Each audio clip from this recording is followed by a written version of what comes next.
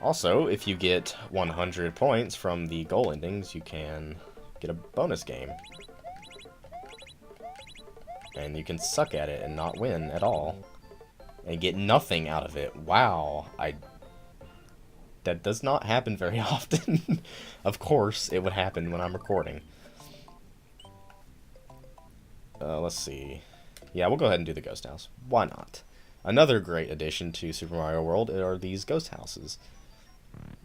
This whole game just... I like it a lot because it has a lot of different elements to it. It's not just all a bunch of the same, you know. You have the standard levels, you got your water levels, which, I mean, that's normal for Mario to have, but as well, you have those castle levels, which are cool. Later, we'll actually see that there are two different types of castle levels, and they are fairly different. There's the ghost house levels. I'm not sure if I already said that or not. And then, of course, there's the Star Road levels. So there's a lot of variety in this game. Don't you just love how I explain things? I'm the best at it, aren't I? Anyways, not gonna go there just yet. I will come down here and we'll do another ghost house level. I wasn't really expecting that to happen, but that's what happens when you don't pay attention. It's also what happens when you try to rush through things.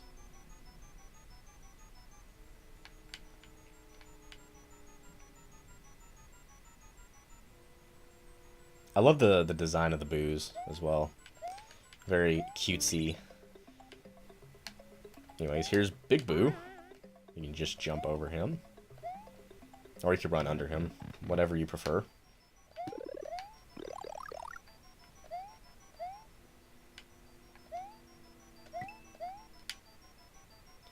These rings of boos are called Boo Buddies. Very fitting name. Very adorable name. Anyways, hit this P-switch. And you can run to that blue door for the normal exit, or you can come up here for the secret exit. And we have a little mini-boss fight against a Big Boo. You just throw these blocks at him, and after you hit him 3 times, he'll go down. Just make sure you don't dig out a hole in the floor, because you will fall if you do that.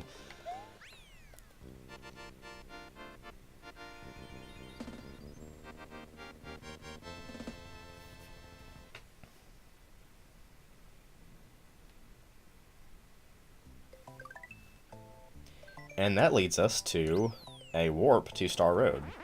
And I'll go ahead and show you. You can do these levels, and each of these levels, they all have 2 different exits. So, and all these different points lead to different points in the world.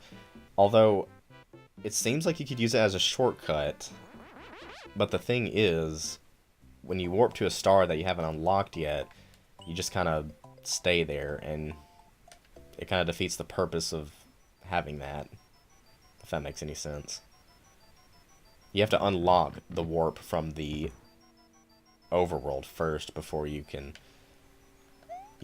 use it from the Star Road world. Anyways, I'll go ahead and do this normal exit. I believe you can just straight up jump over him like that. Yeah, it gives you just enough room.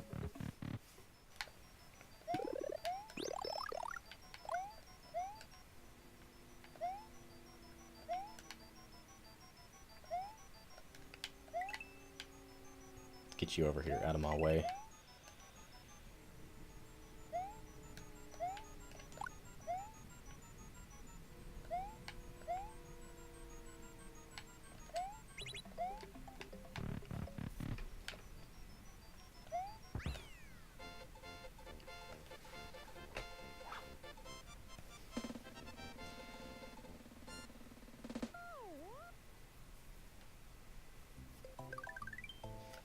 I don't know if anyone else has had this sort of predicament or opinion, but in Super Mario Maker, when you finish the goal using the Super Mario World skin or theming or whatever you want to call it, it plays the music, but it doesn't do that little whistle at the end, and that just drives me nuts because I just expect that whistle to be there. Anyway, spoiler alert, final area of the game.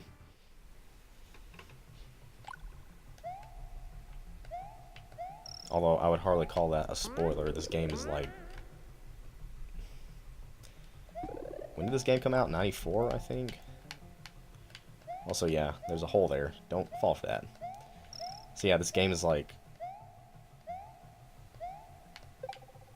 23 years old? That's ridiculous. This game is 2 years older than me.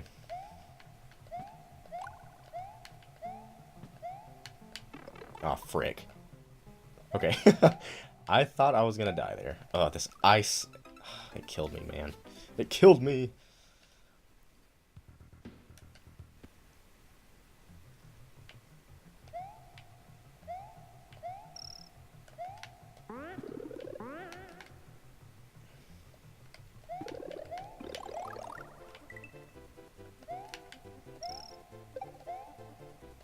Like, comment, and subscribe if you like ice physics, or hate ice physics, rather. I'd say a majority of the people hate ice physics, which is understandable. It definitely makes for a hard challenge. Oh my gosh. Can we, like... There we go.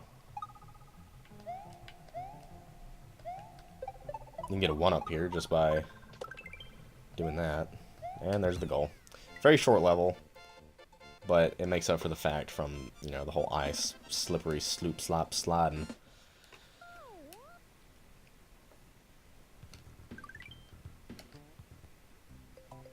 So yeah, that leads to here, and we've pretty much just came around full circle. Now before I do that level into the castle, I'm going to come back down here. And a little trick you can do in this game is you can go to this level or any other level that this happens, get a power-up, press start and select, and it'll bring you back out to the overworld with the power-up you collected.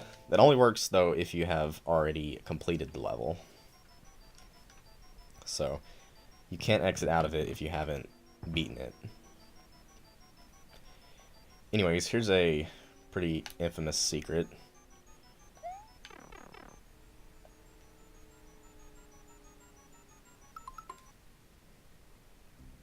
And of course, we fail. You kind of got the point, though. You just fly up to that left corner, and there's a secret exit up there for you.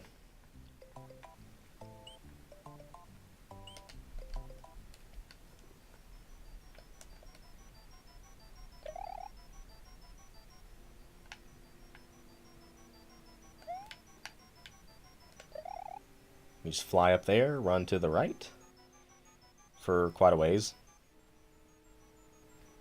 And you come over here, and you can get a bunch of 1-ups.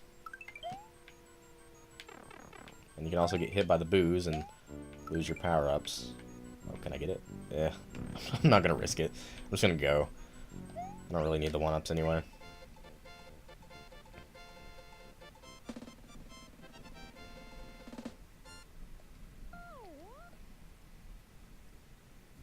So yeah, this will take us to the top secret area. And from here, going from left to right, you can get mushrooms and fire flowers, Yoshi, and then mushrooms and a feather, depending on what stage, what power-up level you're at.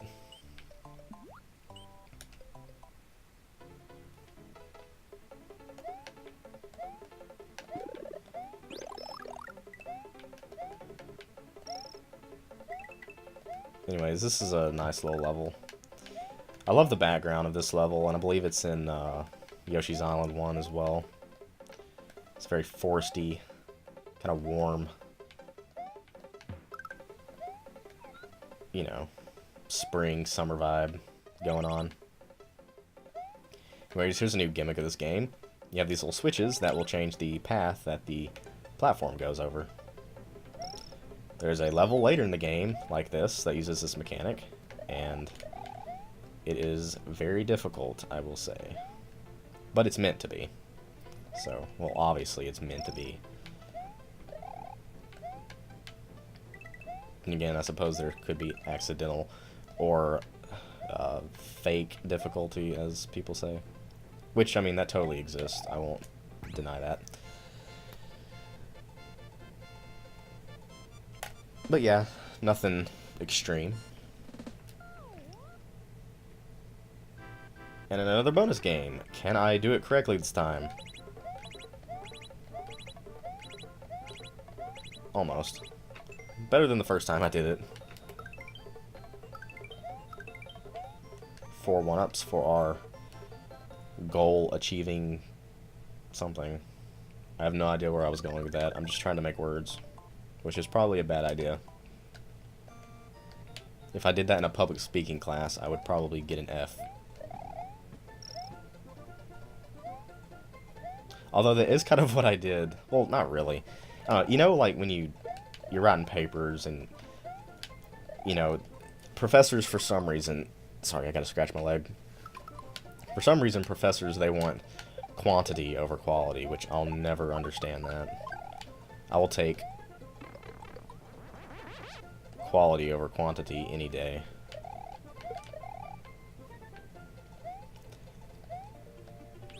But I wrote this, she gave us topics to write on, which I also hate as well. And for the longest time, they let you pick your own topics for your speeches, but of course, the 1 year before, you know, I take the class, somebody has to go and do something to mess it up. I can't remember exactly what they wrote about, but it wasn't suitable for, you know, anything really. Just it was unprofessional.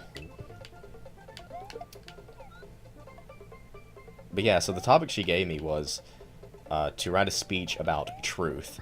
Now, just think about how vague and just open-ended that topic is. I mean, truth, you could write about the negatives of truth, the positives of truth, you could write what truth is about, just like all this stuff. So what I ended up writing was sort of a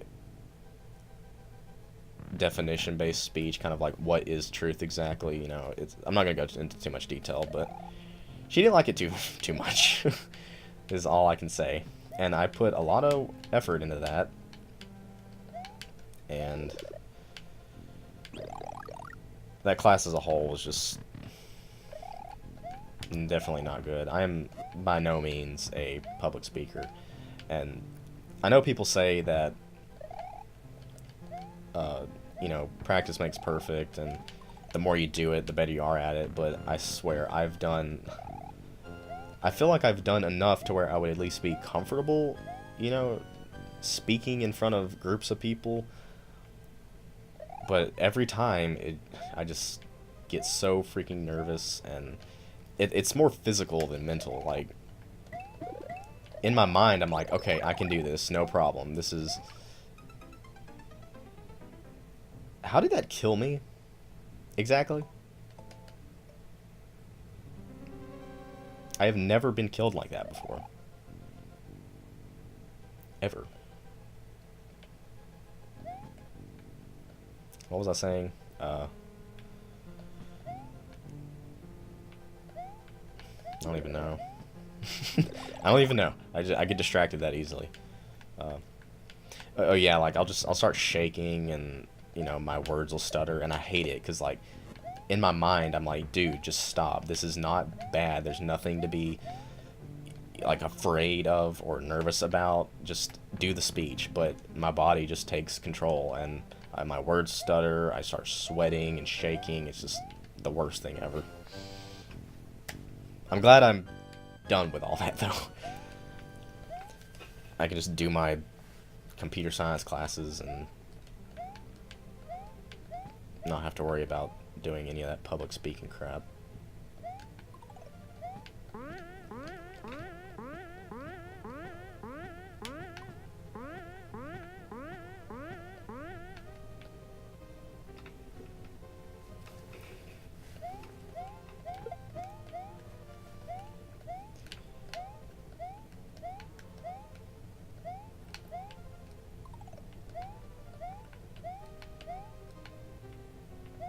You can kind of get up here in this little corner if you duck.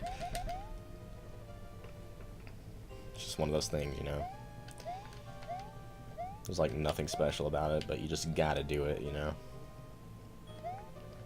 What's another example of that? Oh, like jumping to get the wand in Super Mario Bros. 3. That's one of them.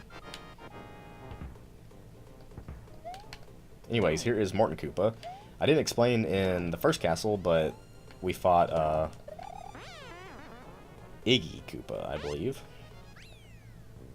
So that is 2 of the 7 Koopa kids that we have to defeat. And actually, you don't have to defeat them if you like do all your secret exit warps and stuff. You can skip some of the castles. I'm not exactly sure what the least amount of levels are to beat the game. I've never done like a minimalist run of this. That would be interesting though.